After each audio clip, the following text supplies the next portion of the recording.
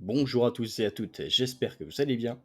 Aujourd'hui, on se retrouve pour parler d'un sujet à débattre dans la communauté Jujutsu Kaisen, le territoire de Utah.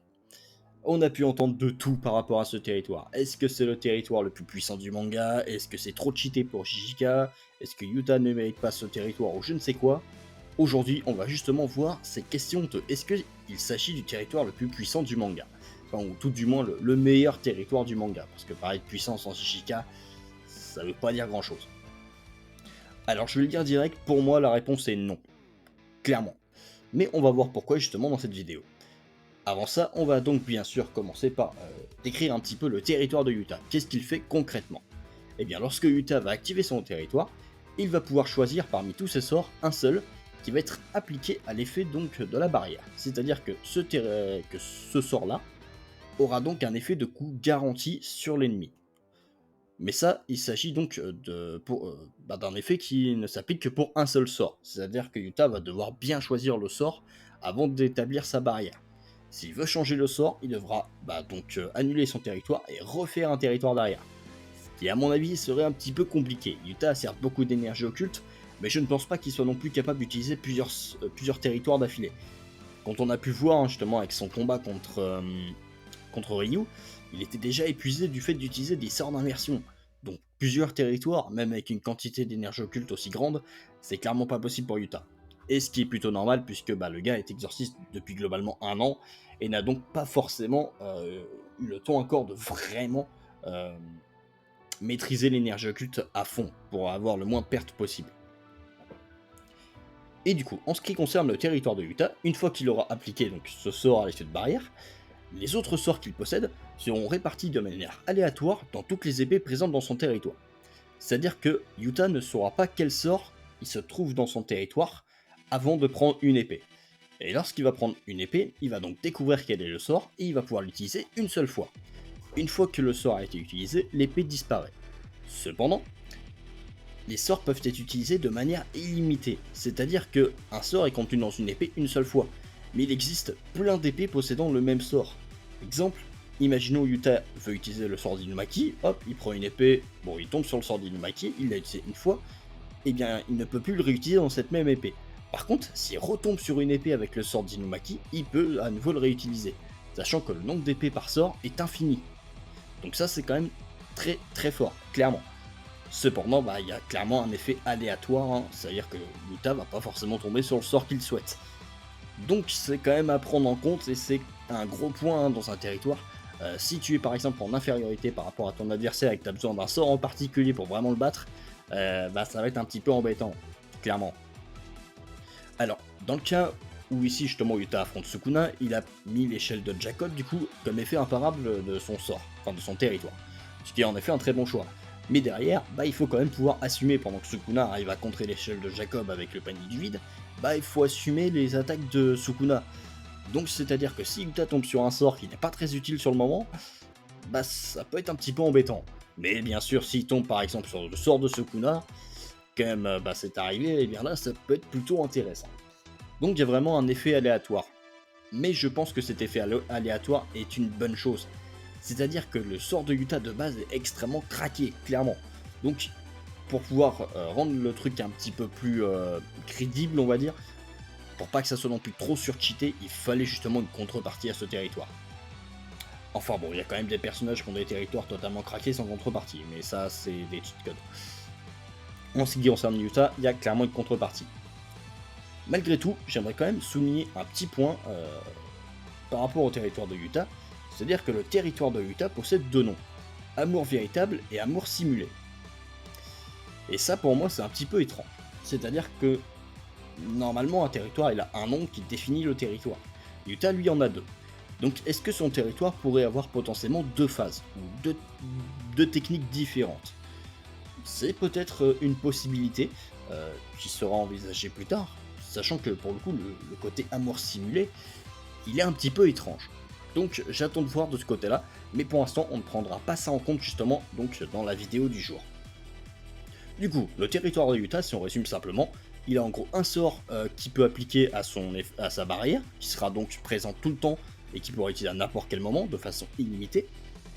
Et il a donc ses sorts aléatoires ou il va falloir qu'il attrape une épée pour pouvoir l'utiliser. Donc finalement, à l'intérieur du territoire, bah Yuta est un petit peu nerf. C'est-à-dire si on le prend lui-même, eh bien il est un petit peu nerf. C'est-à-dire que normalement Yuta, s'il veut utiliser un sort, il a juste à invoquer Rika, et il peut prendre le sort qu'il veut. Ici, certes il peut l'utiliser de manière illimitée, mais il ne peut pas choisir le sort qu'il souhaite sur le moment.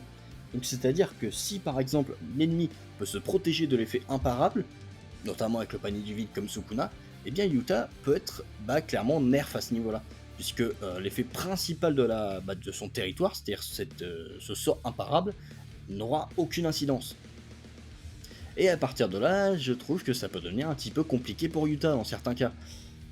Parce que oui, même s'il peut utiliser de manière illimitée, eh bien est-ce que ça n'aurait peut-être pas été mieux tout simplement qu'il invoque Rika pendant 5 minutes et qu'il claque tous les sorts qu'il a envie pendant ce temps-là? Oui, ça aurait été quitte ou double, mais ça aurait pu être très fort. Alors bien sûr, sur Sukuna, c'est peut-être pas forcément la meilleure idée, mais il y a pas mal d'adversaires contre qui ça serait plus utile en fait, et plus efficace. Surtout que l'utilisation d'un territoire, ça consomme énormément d'énergie occulte. C'est-à-dire que même si Yuta peut utiliser les sorts de façon illimitée entre guillemets, bah justement il y a ce entre guillemets qui est que s'il tombe à court d'énergie occulte, c'est fin de la partie. Et ça peut arriver, parce qu'à côté il faut qu'il continue de se soigner par exemple avec le sort d'inversion. Donc oui, le territoire de Yuta a vraiment ce gros côté, ce gros défaut pour moi, qui est que ça peut mal se passer s'il a pas de chance quoi. Ici on l'a pas trop vu parce que pour le bien du scénario il a eu globalement de la chance sur les sorts qu'il a tirés, mais ça aurait pu être autre chose, hein. Il aurait pu ne pas avoir de chance et tomber 50 fois sur le même sort inutile. Ça aurait pu être un petit peu embêtant bien sûr. Donc malgré tout un territoire extrêmement puissant, mais qui a de gros défauts. Maintenant, il y a aussi quelque chose à prendre en compte, c'est justement ce sort imparable et les sorts qu'il peut copier. C'est-à-dire que, en fonction des sorts que possède Yuta, le territoire va être plus ou moins puissant. C'est-à-dire que si comme sort, il a juste un sort qui fait pleuvoir des bonbons, ça va servir à rien. Par contre, s'il a par exemple, imaginons le sort de Jogo ou le sort de Mahito en stock, là ça peut être autre chose. C'est un exemple bien sûr. Imaginez, Yuta chope le sort de Mahito et il l'applique à l'effet de sa barrière. Clairement ça serait extrêmement fort. On aurait un Yuta qui pourrait tout simplement one-shot littéralement ses adversaires. Du moment que ceux-ci n'ont pas le panier du vide en stock. Mais en dehors de ça, ce serait un one-shot globalement. Et encore, il est même pas certain que le panier du vide puisse protéger du sort de Mahito. Ça reste à voir. Parce que le panier du vide, je suis pas forcément sûr et certain que ça fonctionne sur tous les sorts. Notamment par rapport à la densité du territoire. On sait que ce soit le territoire simplifié ou le panier du vide, va y avoir une histoire de densité. Si le territoire classique est bien plus dense que le panier du vide, ça ne fonctionnera pas. Ici, Sukuna a pu l'utiliser parce que c'est Sukuna. Mais si ça avait été un autre random à côté, ça n'aurait pas marché et Yuta l'aurait dégommé. Donc voilà, c'est quand même à prendre en compte. Mais du coup, ce qui fait que Yuta peut effectivement, en fonction du sort qu'il a, obtenir lui aussi un effet de one-shot. Pour ceux qui ont regardé ma vidéo justement sur les territoires, on avait pu voir qu'il y avait quelques territoires qui étaient réellement surcheatés à ce niveau-là. Malgré tout, eh bien, il y a au moins un territoire, voire plus en réalité, qui sont supérieurs à celui de Yuta. Le premier étant bien sûr le territoire de Gojo Satoru. Et oui, le fameux territoire le plus cheaté du manga. Parce que le territoire de Satoru, déjà Yuta ne peut pas copier le sort de Satoru, ça nous a été dit. Et en plus, s'il peut pas l'utiliser, du coup ça veut dire qu'il ne peut pas évidemment obtenir l'effet de l'infini. Et encore moins donc l'effet du territoire de Satoru, qui est totalement what the fuck en fait. Le territoire de Satoru, je rappelle qu'il agit sur le cerveau de l'utilisateur, tu peux pas te protéger avec l'énergie occulte ou quoi que ce soit. Tu te le prends, c'est finito. Donc voilà, clairement c'est le territoire le plus cheaté du manga à l'heure actuelle. C'est un territoire qui juste va annihiler l'adversaire sans condition, sans restriction, quoi que ce soit. Juste, si t'es dedans, c'est fini. Le seul moyen de se sortir du territoire de Gojo Satoru, eh bien c'est soit tu fais comme Sukuna, tu brises son territoire à l'infini, soit t'es mort. En fait, voilà. Non, je rigole. Soit évidemment tu as Makora pour briser un corps du territoire. C'est-à-dire que pour battre le territoire de Satoru, il faut démolir son territoire. Tu peux pas survivre dans son territoire, il faut le briser. Et il y a également le territoire de Sukuna, qui est supérieur au territoire de Yuta. On l'a clairement vu ici dans le dernier chapitre. Yuta, il flippe que Sukuna puisse utiliser son territoire, parce qu'il sait très bien ce qui va se passer si ça arrive. Sukuna, il va découper le territoire de Yuta, il va en faire des sushis, et c'est fini. Donc voilà, déjà ces deux territoires-là, Yuta ne peut pas les gérer. Donc clairement, Yuta, non. Il ne possède pas le territoire le plus puissant, enfin le meilleur territoire du manga. Par contre, il possède peut-être l'un des territoires les plus utilitaires, on va dire. Parce que c'est un territoire qui va du coup être très différent à chaque utilisation. En sens où ce sera jamais le même sort en fait. Enfin, si Yuta veut, il change de sort à chaque utilisation de son territoire. Donc il est difficile de s'y adapter. D'ailleurs, ce serait un territoire qui, je pense, ne fonctionnerait pas, enfin fonctionnerait pardon sur Makora. C'est-à-dire que Makora n'aurait pas pu contrer le territoire de Yuta. Dans le sens où, ok, il aurait pu s'y adapter une fois, mais Yuta aurait juste eu à changer l'effet de sa barrière, et c'était fini. Enfin, à condition qu'il puisse utiliser le territoire plusieurs fois. Mais du coup, le territoire de Yuta est littéralement un contre à Makora. C'est-à-dire que vraiment, pour le coup, Makora n'aurait rien pu faire contre le territoire de Yuta. Et c'est ça qui est bien dans Jujutsu Kaisen, c'est-à-dire qu'on peut avoir un territoire qui est supérieur à un autre, mais qui va être moins efficace par rapport à une technique précise. Le territoire de Satoru était clairement moins efficace face à un Makora, là où celui de Yuta aurait été plus efficace. Donc il faut vraiment reprendre un petit peu tout en compte. Mais au final, dans un duel de territoire, eh bien celui de Satoru l'aurait emporté. Celui de Sukuna également, hein. De toute façon il a utilisé la lacération. On a pu voir le territoire de Yuta s'est brisé à la fin des spoils hein, dans le dernier chapitre, pour ceux qui ont pu voir. Donc voilà, oui, le territoire de Yuta est extrêmement fort, mais il n'est pas non plus craqué. Maintenant, est-ce qu'il y a d'autres territoires qui pourraient le gérer? Eh bien peut-être que le territoire de Kenjaku le peut, mais on n'a pas tout vu je pense par rapport au territoire de Kenjaku. Est-ce qu'on verra autre chose? Bah ça dépend s'il revient ou non. Pour l'instant, on met ça de côté. Le territoire de Mahito, hein, qui forcément, c'est-à-dire que si Yuta n'a pas pu mettre un effet particulier au niveau de sa barrière, parce qu'il ne le possède pas, tout simplement, et bien le territoire de Mahito va gagner face à celui de Yuta. Donc voilà. C'est-à-dire que Yuta, son territoire est vraiment très dépendant des sorts qu'il a en stock. Il est très dépendant de la chance, des sorts, enfin, il y a beaucoup de conditions.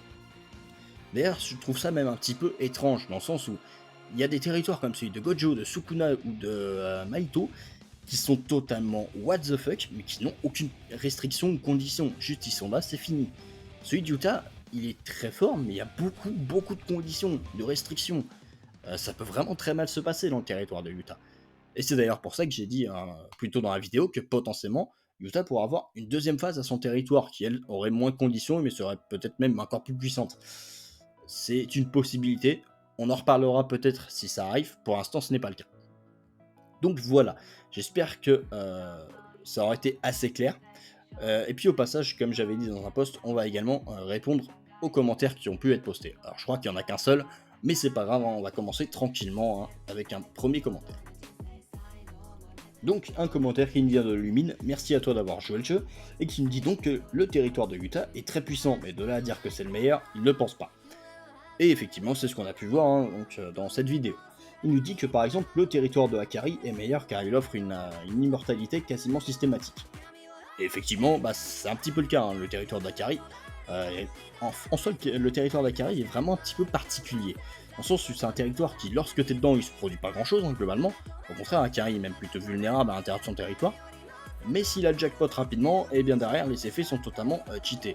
C'est-à-dire qu'à moins que tu le décapites, bah, c'est un petit peu compliqué d'en dire à vous.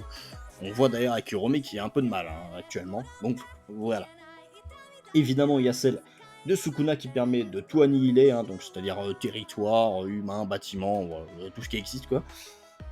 Donc le territoire de Sukuna, comme on l'a vu, est supérieur. Le territoire d'Akari, je dirais pas forcément qu'il est meilleur que celui d'Utah, parce que bah, clairement celui d'Akari à l'intérieur, si Akari il l'assume pas, il est mort. Donc voilà. Mais effectivement, c'est un territoire extrêmement fort. Et il y a bien sûr le territoire de Gojo Satoru, mais lui c'est un territoire totalement what the fuck, hein. C'est-à-dire que de toute façon si tu es à l'intérieur, bah c'est fini, comme je dis. Et aussi, donc, il demande hein, si, lorsque Yuta brise un sabre, la technique est oubliée ou s'il s'agit juste d'un cooldown. Et bien comme je l'ai dit, lorsque Yuta utilise un sort une fois avec un sabre, et bien il garde le sort, c'est-à-dire qu'en gros il faut qu'il récupère une nouvelle épée possédant ce sort, pour pouvoir le réutiliser, donc il faut juste de la chance pour retomber dessus. Yuta, il peut par exemple réutiliser plusieurs fois le sort d'Inumaki, donc il tombe plusieurs fois sur une épée avec le sort d'Inumaki. Et du coup, il nous dit que il pense que son territoire fait partie du top 5. C'est une possibilité. J'ai pas forcément tous les territoires en tête là pour dire s'il serait top 5 ou non, mais c'est pas forcément déconnant de le penser, je pense. Donc voilà. Merci du coup à toi, Lumine, d'avoir répondu hein, au post. Et pour les autres, n'hésitez pas justement à voir quand je poste des trucs dans la communauté. Ça, ça permet par exemple de voir quand je vais faire une vidéo ou quoi, parce que généralement je donne des petites infos par-ci par-là. Ou parfois je pose juste des questions, voilà, on peut discuter. D'ailleurs, avant de clôturer la vidéo, dites-moi si ça vous intéresserait que j'ouvre par exemple un serveur Discord ou quelque chose pour qu'on puisse discuter ensemble en dehors des vidéos. Dites-moi si ça vous intéresse. Sur ce, moi je vous laisse ici et puis on se retrouve pour de prochaines vidéos. Allez, salut tout le monde!